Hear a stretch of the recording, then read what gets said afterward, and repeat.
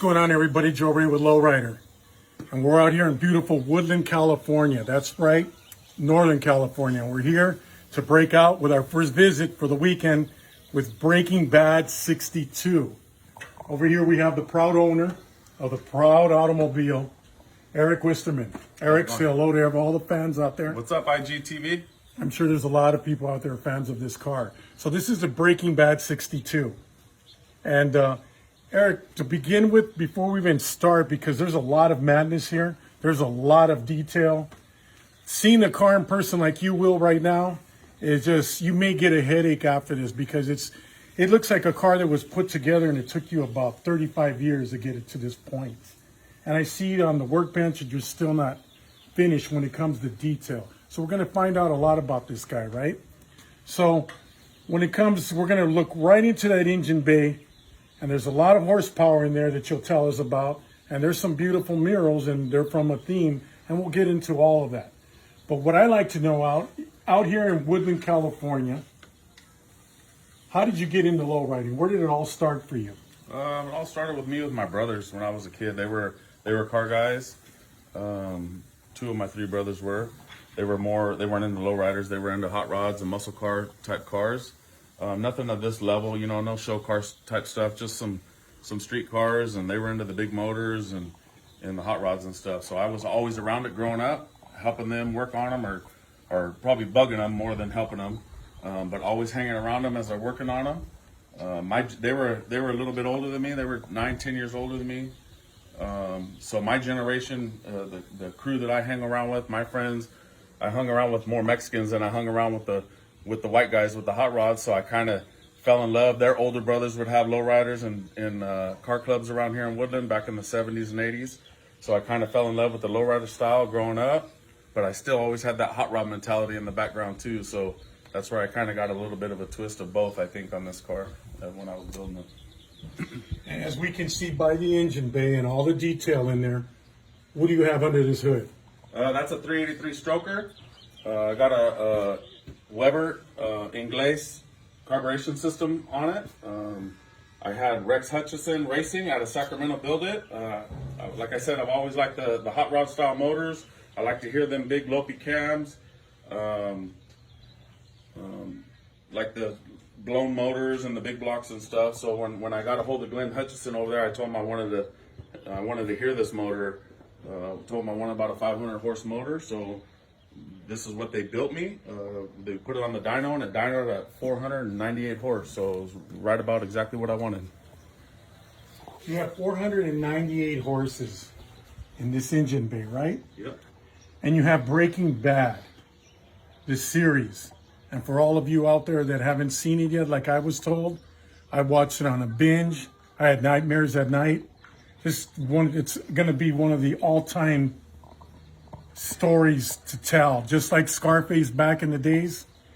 What made you go with a theme like this as we watch this all throughout your engine bay, even under the hood? I recognize all the characters easily because Alberto Herrera made all of these characters look real. It's unbelievable. So you chose him for your muralist. You wanted to do a theme on this as you got started on this car.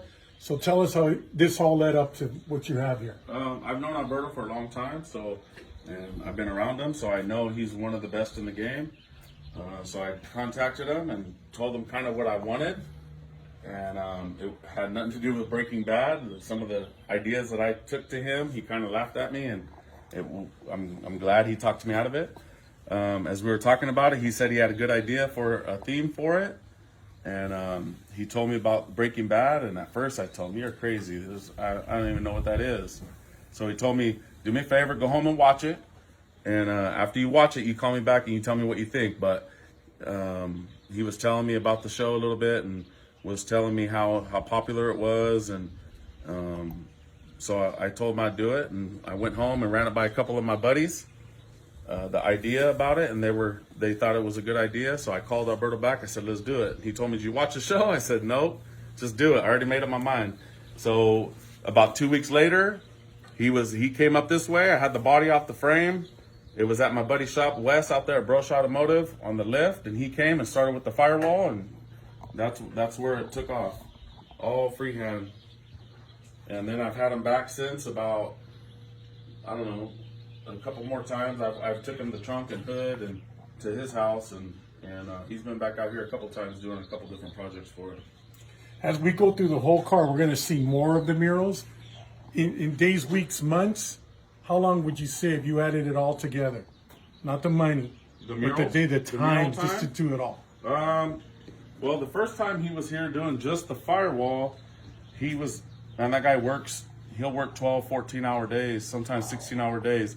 So I think he was here for 3 days solid, but he was on it from sun up to sundown and beyond. So hour-wise, I couldn't even tell you how many hours. There's probably at least 3 months worth of work for him on just murals alone. So before we go down this side, Beto, my photographer, is with us today. Before he shows you the complete artwork from one bumper to the other.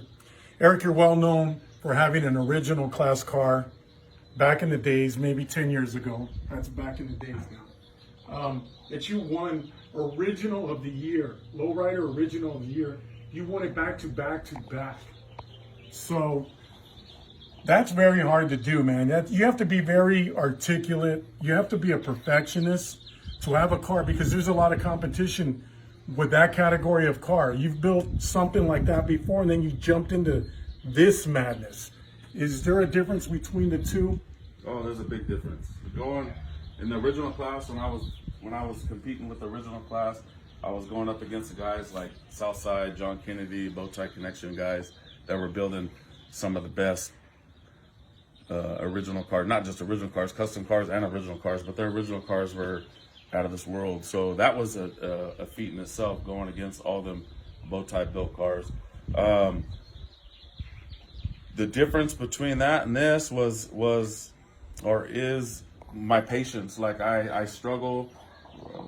I'm at the mercy of other people, because on this I've got engraving, I've got murals, I've got everything chromed. I got the painters that I'm at the mercy of them, and I'm an impatient type of person. And when I have an idea and I want something done, it's almost like I expect them to stop doing what they're doing to do the work for me, which it doesn't work that way. But that's the type of person I am. Once I get my wheels are turning, once I get an idea, I'm ready to go.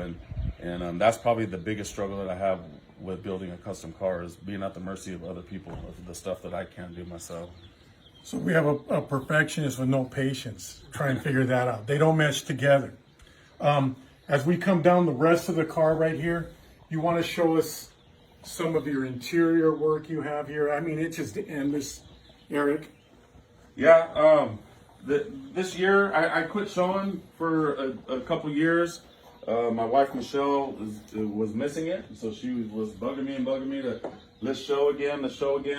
There was always some little things on here that I thought was finished and I wanted to redo, so I told her we're gonna show it again. I gotta finish the things that's always bugged me.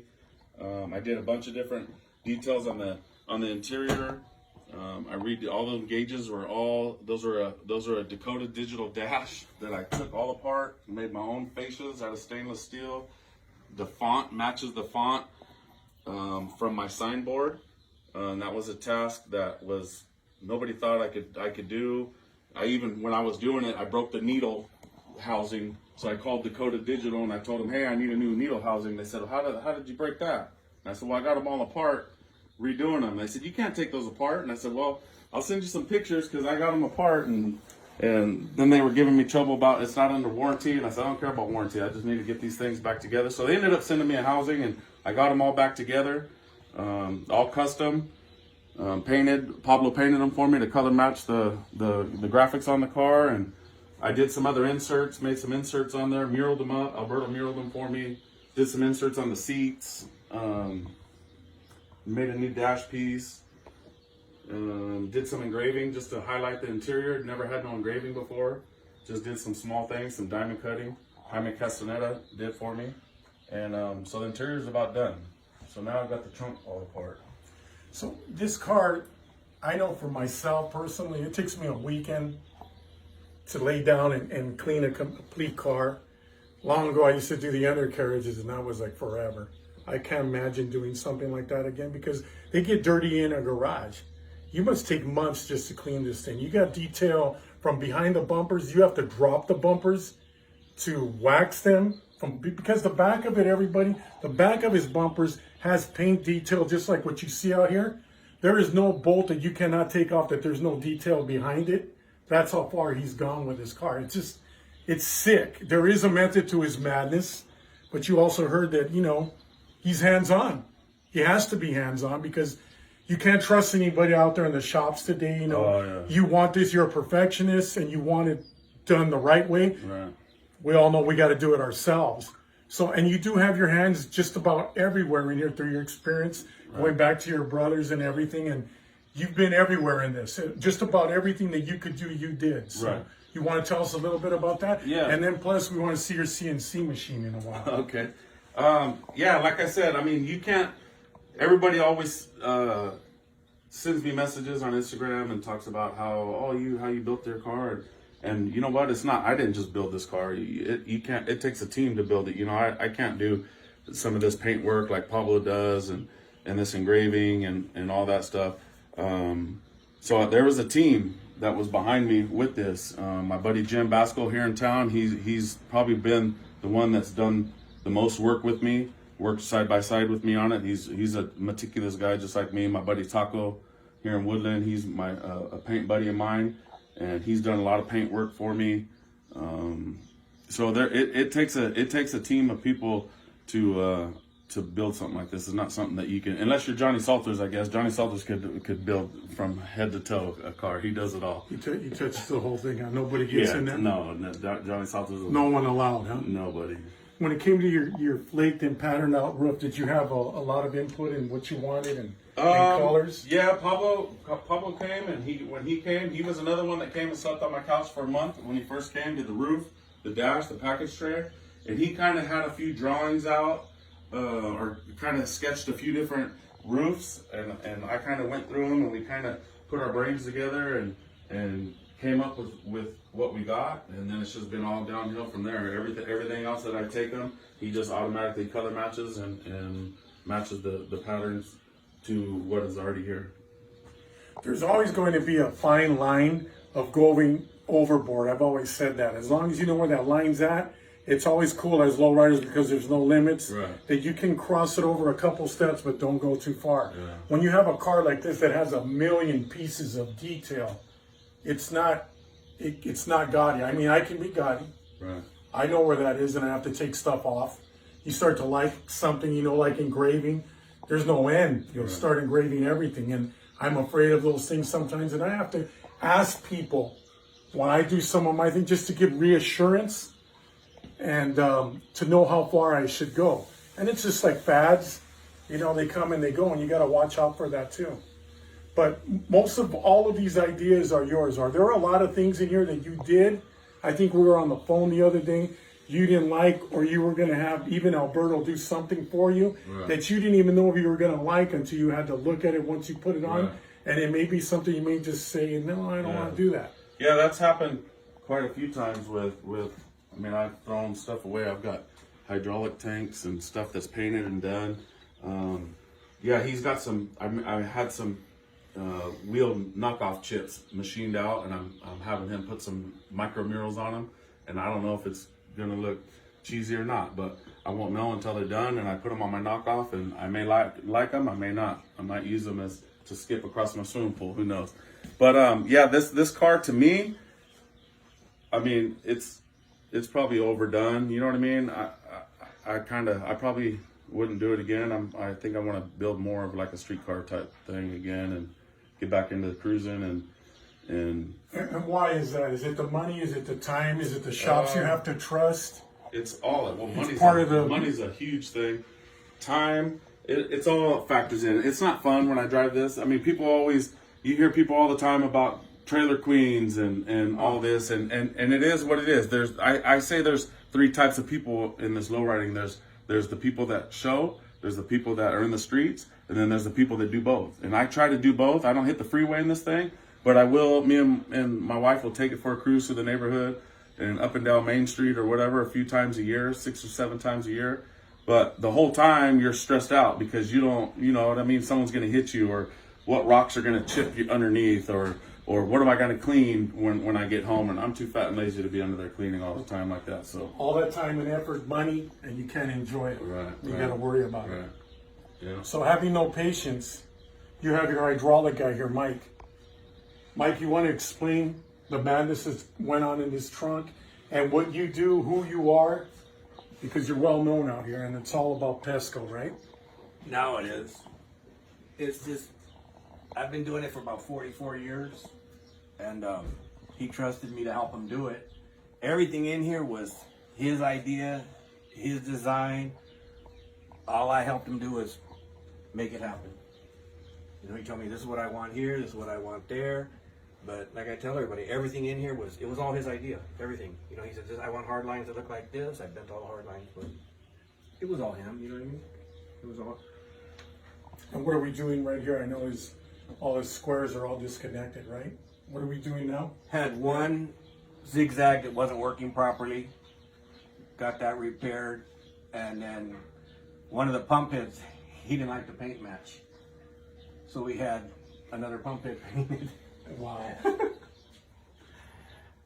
So it just has to be. Had a couple leaks that not major, but you know, and it was bugging me, and it's a pain in the butt to have a little bit of oil here and there. But there was I had a pump head that went out, and I had it color match to match, and it wasn't exactly how I liked it. So I took it out and repainted it, and finally got it color matched. And like he said, the zigzag was screwed up, so now it's ready to go. I'm just waiting on a couple fittings from the chrome shop to come in, and I should have this thing back together by the beginning of next week, and then on to those bumper brackets. So Eric, you're still a young guy. My body don't feel like I'm a young guy. Well, when you build them like this, it does take a lot of wear and tear out of you, right? But you're still a young guy. You see yourself, what is going to be your next step? You went from original, and a lot of people feel that this was Lowrider of the Year. I know that. I've seen the internet. Everybody flocks to this. Should there, and it's been brought up to me, how come Lowrider doesn't do 2 categories of Lowrider of the Year? It's not fair for somebody to come out in a Buick and the tilt hood, suicide doors, chop top, Right. chrome undercarriage, even a billet frame. And then you come out with something like this. And this 62 has beautiful body lines. And from the 61 all the way up to the 64, those are kind of cars you can't really mess with the bodies with because they're just elegant and they're classics. Do you ever see yourself jumping into that down the line where you might just go to the next level of full custom?